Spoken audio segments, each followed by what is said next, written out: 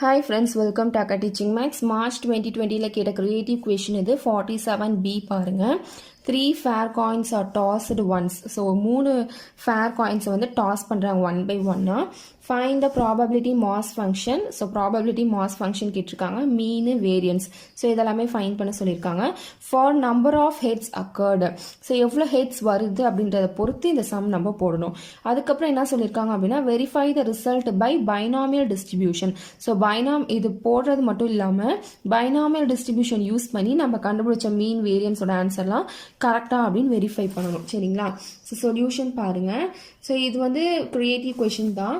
இதே மாதிரியே exercise 11.4ல் 4th question கேட்டிருப்பாங்க. அதில் வந்து 4 ஃபேர் காயின்ஸ் ஆர் டாஸ்டு அப்படின்னு சொல்லியிருப்பாங்க. இங்கே வந்து 3 கொடுத்துருக்காங்க. சரிங்களா?